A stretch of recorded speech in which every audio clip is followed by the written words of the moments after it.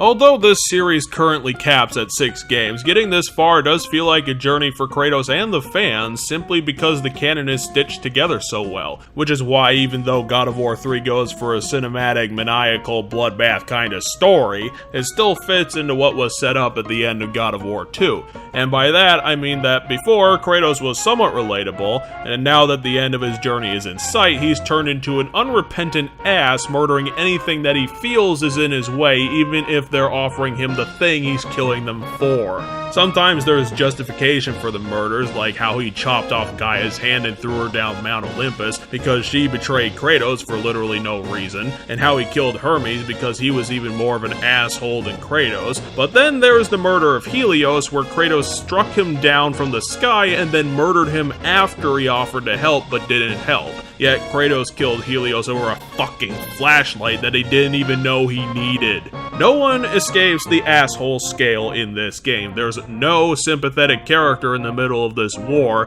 and do you want to know who ended up being the worst? Kratos wasn't it, in spite of him not giving a shit that his goal has literally caused the deaths of everyone on the planet. It's not Hermes, because even though his character is designed to be purposefully more annoying than every child actor on Disney Channel, Hermes has no malice. No, the worst character in God of War 3 is Aphrodite, the god of love that you meet for 5 minutes total. I hate her more than I hated the little girl from Silent Hill 2, and it comes solely from the fact that before the events of this game, she's been treating her husband like shit, Hephaestus, who still believes there's some connection with her, but here she is in her 4-poster bed with her lesbian lover, stomping on his heart because she thinks he's ugly.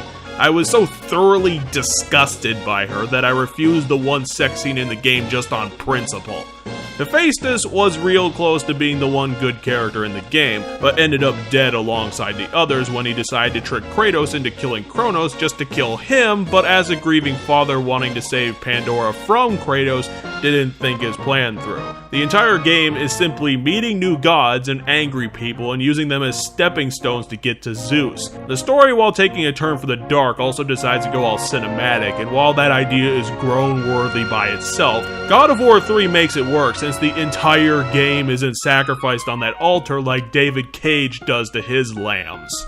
The best reason why the cinematics don't get in the way of the game is that the combat is still as sharp as ever and moves back to a God of War 1 style where every weapon has its own magic attack and usually results in a crowd-controlling AoE, and the sub-weapons are similar in power, so all the chain weapons aren't completely useless like the underpowered shit in God of War 2.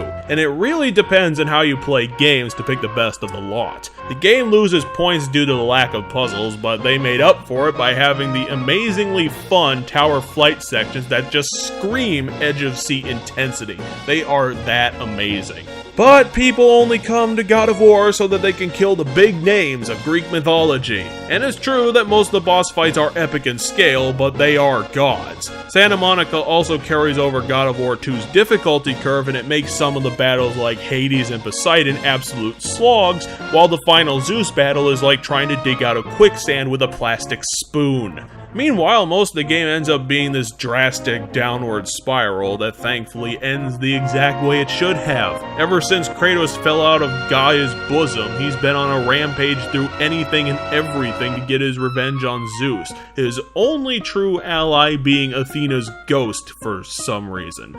Athena comes out of this game in pristine condition because she's realized Zeus's insanity and the necessity of taking him out of his throne. Kratos has murdered his way through the entire Olympus Christmas list, and it's all been empty gestures.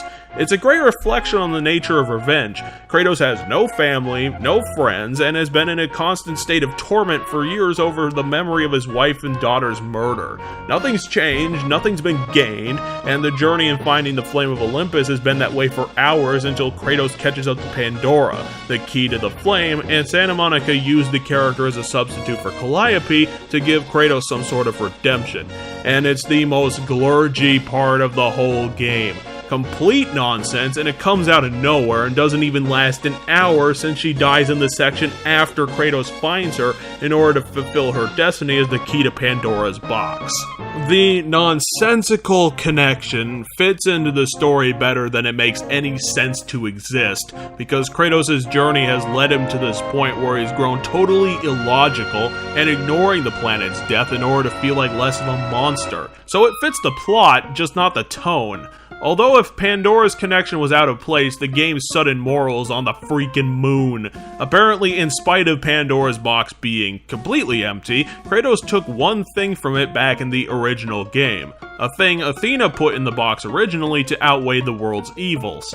And it's the one thing Kratos forgot while he was climbing corpses to the top of Olympus. Hope. Kratos buried his hope for the future under his inability to forgive himself, which is why Pandora sends him on an existential journey to absolve his sins for him, and bolstered by the new hope, he was able to destroy Zeus's fear and save the world? Not really. After that happened, the planet still fucked 6 ways from Sunday. Flooded, disease-ridden, dying, and lost souls are everywhere, and no one was left to take up the mantle and fix this awful mess. After this bloodbath ends and Kratos stands in the viscera of his revenge, he finally sees how empty his life is without that quest and his torment. Without anything left to live for, Kratos takes the Blade of Olympus and looks to Athena, the one remaining god and his only ally, and then totally misses her face and kills himself with the sword. Through his suicide, hope had returned to the aimless world, and maybe Kratos finally did some good. That part wasn't really that clear. Kratos' suicide was the perfect way to end this game because of how pointless the mission was. Revenge is always an empty pursuit, even the most ambitious, and despite Kratos killing Poseidon, Hades, the dickhead Hermes, the alcoholic victim blamer Hera who definitely deserved it, Hephaestus, Helios, and Kronos to get to Zeus, it was a complete disaster, leaving Athena to oversee a planet of total chaos. I thought that there was no way to write out of this, but apparently a God of War is coming out in 2017, so if it follows up from this, I'm gonna tear it to fucking pieces. But until then, without another God of War to comment on, we'll be leaving this hack and slash series for something a bit more tame. Check out what it is after we prop up the scoreboard, and wish y'all out there a victory for gamers. See you next week.